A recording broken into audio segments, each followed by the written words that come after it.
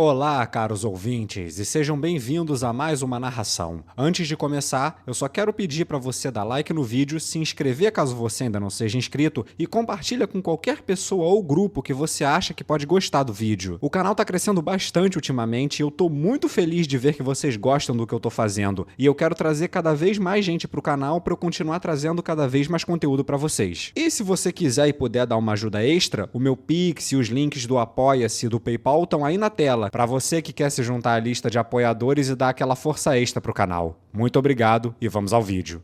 Aquela vez que eu reencarnei como um slime, volume 2, capítulo 2, Evoluções e Conflitos, parte 1. Os Hobgoblins começaram a acordar, talvez porque a princesa tinha retirado o feitiço deles. Deve ter sido alguma magia de charme, já que todo o barulho da minha magia não os incomodou nem um pouco. E da minha parte, eu retirei a teia de aço pegajosa que cobria a de cabelo roxo e borrifei um pouco de poção no de cabelos azuis que tinha ficado inconsciente. Eu não estava certo do que eu devia fazer em relação ao de cabelos pretos, mas acabou que Metamorfo foi mais que o suficiente para separar a paralisia do corpo dele. Normalmente você precisaria de magia ou remédio especial para lidar com isso. Eu meio que usei o bafo paralisante sem pensar muito nas consequências. Eu precisava ter certeza de que haveria um jeito fácil de desfazê-lo na próxima vez. Nisso eu acabei me arrependendo um pouco. Ninguém estava gravemente ferido, no entanto, então todos nós voltamos para a aldeia. E assim como os Hobgoblins haviam prometido, um grande banquete havia sido preparado para nós, uma comida magnífica. Esse sim era Rigordo, um exemplo de burocrata. Suas habilidades de organização eram de outro mundo. Eu ainda não sentia fome, mas estava ansioso por isso desde hoje de manhã. Tinha sido um dia muito ativo fisicamente, e entre isso e o teste do meu paladar chegando, eu estava morrendo de vontade de comer. E então veio ela, a primeira garfada de carne.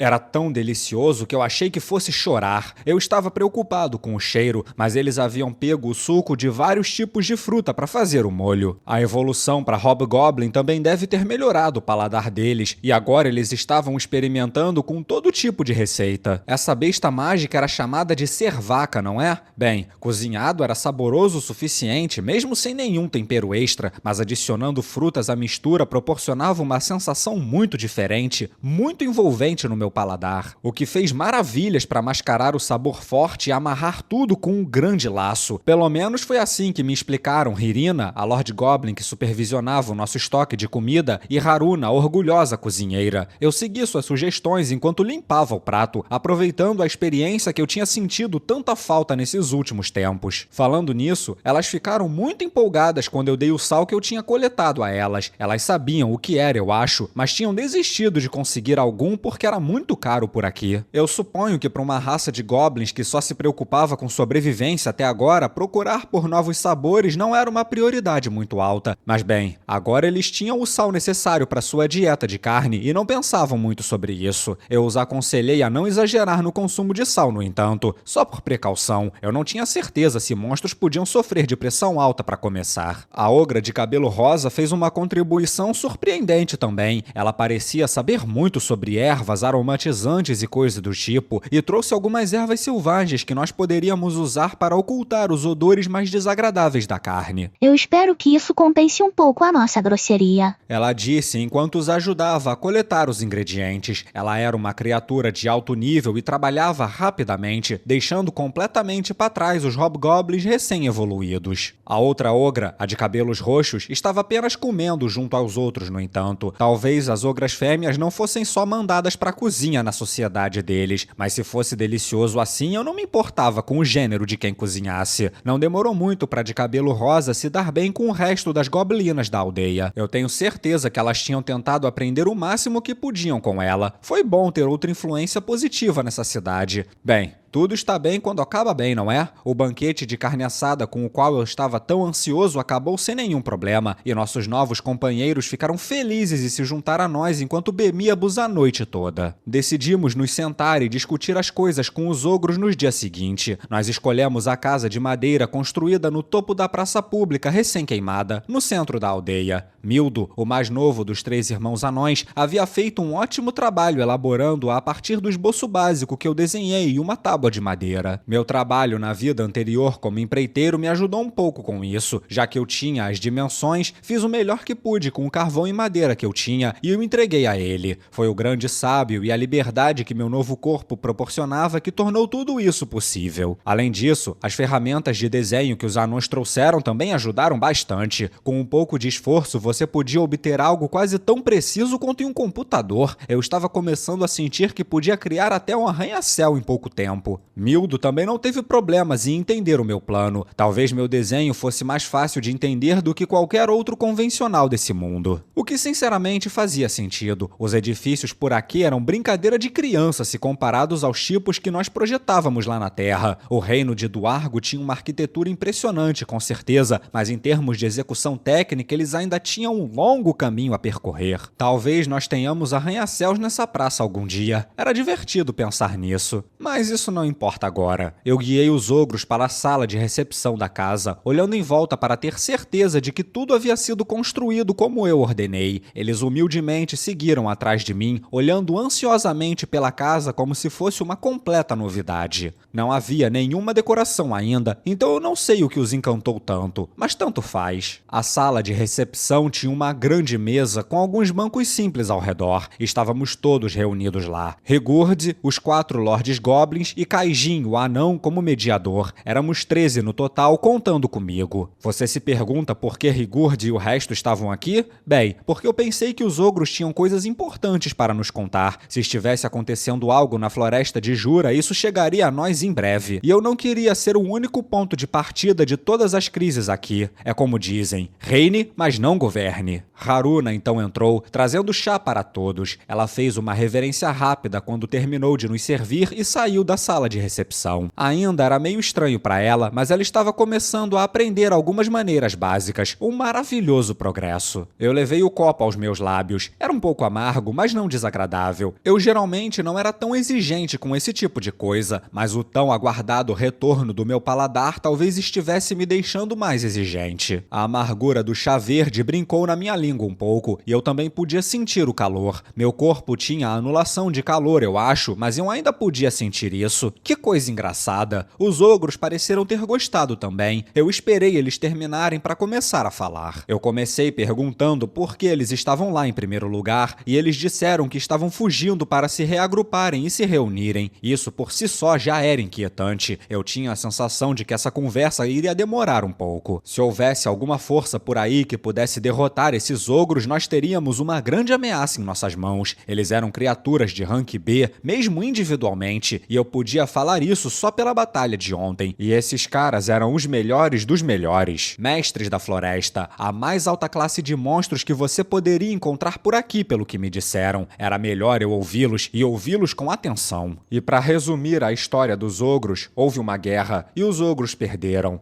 Foi isso que aconteceu. Enquanto eu estava ocupado enfrentando Ifrit nessa aldeia, os ogros estavam envolvidos em sua própria guerra. Quem no mundo poderia desafiar a raça mais poderosa da floresta de Jura em uma guerra e vencer? Bem, isso deixou todos que estavam na sala tensos. Seus rostos se apertaram de preocupação. Eles atacaram a nossa terra natal do nada. O ruivo murmurou. O poder deles era esmagador. Aqueles porcos hediondos, aqueles orques. Foi um exército deles, aparentemente. E ao contrário dos humanos, monstros nunca declaravam guerra formalmente antes de iniciarem uma. Mas embora os ogros não tenham ficado ofendidos pelo ataque surpresa em si, os orques atacando estavam longe de serem uma coisa normal. O motivo? Bem, é simples. A diferença de força. Orques são criaturas de rank D, mais fortes que os goblins, mas nada que um aventureiro veterano não pudesse lidar. Enquanto isso, os ogros eram 2 ranks mais altos, tornando uma batalha individual completamente previsível para a vitória dos ogros. Mas aparentemente os fracos desafiaram os fortes e conseguiram vencer.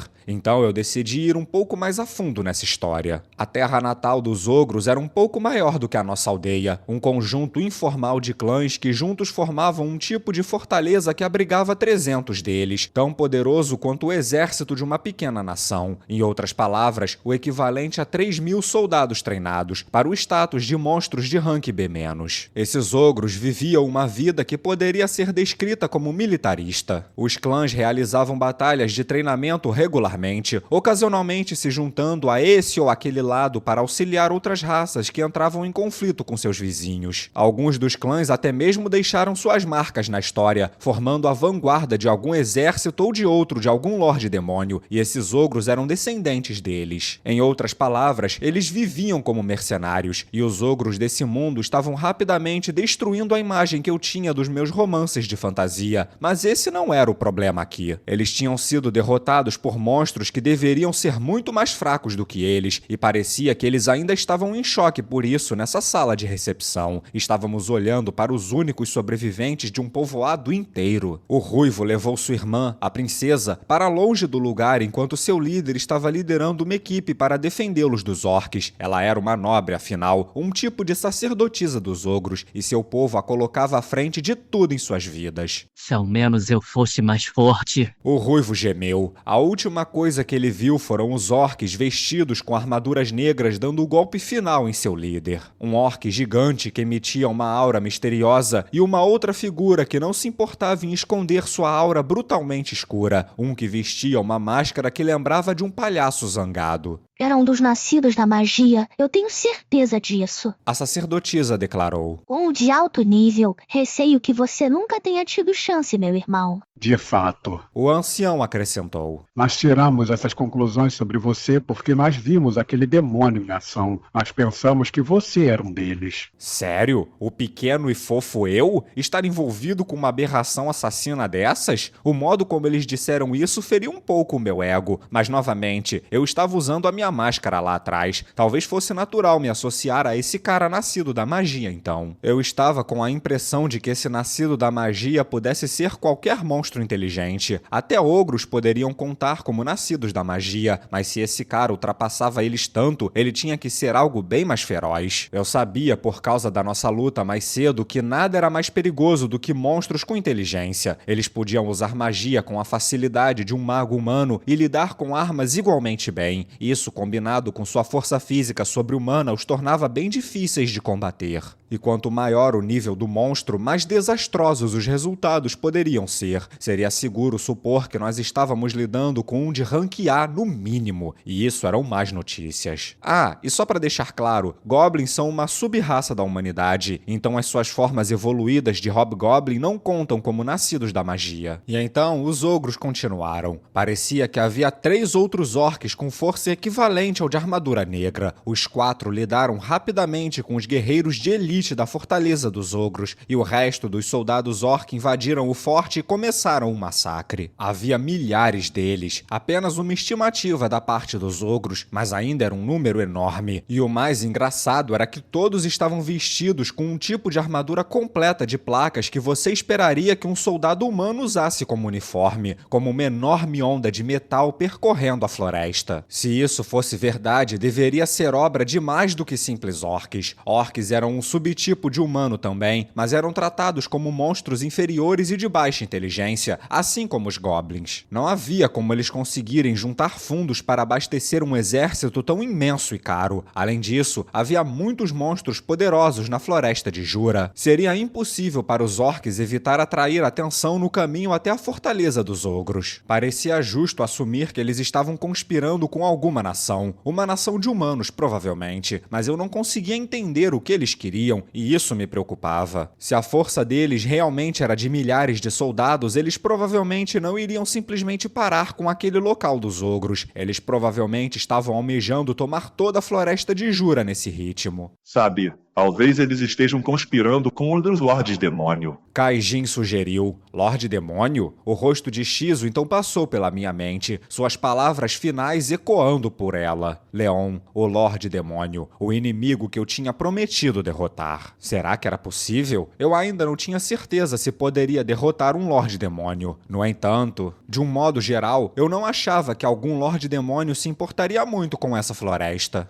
Fora da grande floresta, as terras dos Lordes Demônios se espalhavam por toda parte, e seus campos férteis eram, pelo menos em sua maioria, cuidados por golems e escravos que tinham sido capturados em batalha. As terras controladas por Lordes Demônios não tinham que se preocupar com fome, então esses lordes raramente se preocupavam com áreas sob controle humano. Pelo que me foi explicado, os chamados escravos de guerra tinham uma condição boa o suficiente para suas vidas não serem muito diferentes da de outras pessoas. Eu não sabia como as nações humanas os consideravam, mas de acordo com os habitantes da floresta de Jura, as terras dos Lordes Demônios eram até que bem legais. Então, se alguém estava tentando conquistar o território de outra pessoa, era provável que fossem os humanos envolvidos nisso. Ao mesmo tempo, sempre poderia ser um ou dois Lordes Demônios que queriam iniciar uma guerra só por diversão ou para passar o tempo. Veldora, o dragão da tempestade, foi uma confirmação que eles realmente tinham esse comportamento, mas agora ele se foi e eu não conseguia falar com ele. Mas fazia sentido. Eu tinha que pensar mais em defender a floresta agora, eu acho. Mas de qualquer maneira, uma coisa era certa. Esse lugar estava sendo invadido pelos orques.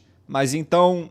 E agora? Eu decidi ouvir as opiniões de todo mundo. Nós acreditamos que os orques estão tentando conquistar a liderança da floresta. Rigurd explicou após eu lhe pedir com o olhar. Todos estavam olhando para mim agora. O que deveríamos fazer? Lutar? Fugir? Nos aliar a eles? Pelo jeito que os ogros estavam agindo, eles sabiam que nós poderíamos ser inimigos mais uma vez, dependendo da minha decisão. De repente, as coisas ficaram muito mais intensas, mas eu não me importei. Bem, que tal outra xícara de chá? Eu pedi e uma foi entregue a mim. Então, o que vocês vão fazer? O que você quer dizer?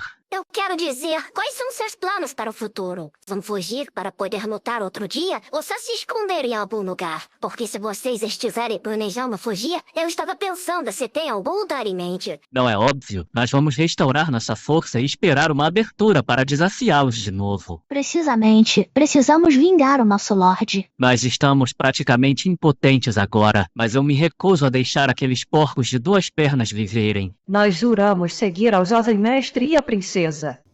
Parece que os ogros tinham a resposta na ponta da língua, hein? Bem, eles devem ter se resignado a isso desde o início. Mesmo na minha luta contra eles, não notei nenhum pingo de hesitação em seus olhos. Eles deviam saber que isso significaria perder suas vidas, provavelmente, mas eu tinha que respeitar essa determinação. Apesar do quão encurralados eles estavam, eles tiveram a dignidade de não matar nenhum dos hobgoblins. Eu me sentiria culpado se os deixasse marchar em direção à morte. Ei, vocês têm interesse em se juntar ao meu lado? Ah? O que você quer dizer? Acho que foi claro o suficiente, não? Se vocês estavam trabalhando como mercenários de qualquer jeito, por que não trabalham pra mim ao invés disso? Se vocês querem lutar por seu antigo Lorde, eu ficarei feliz em contratá-los para fazer isso. Nós... Além disso, se a força que vocês estão procurando não acham que deveriam ficar do meu lado, eu realmente não posso lhes pagar com muito mais do que 3 refeições diárias e um lugar para dormir. No entanto... Nós não podemos. Fazer isso iria envolver essa aldeia na nossa busca por vingança. Eu não vejo problemas nisso, mas estamos aqui para servir o Sr. Rimuro e mais ninguém. Se é isso que ele quer, nenhum de nós irá contra os seus desejos. Rigurd falou e então Kaijin acrescentou. Isso aí. E eu acho que nós vamos nos envolver com isso mais cedo ou mais tarde, de qualquer forma. Se tantos orcs estão em movimento, eu duvido que qualquer lugar por aqui esteja seguro. Exatamente. Um dos Lordes Goblin entrou na conversa.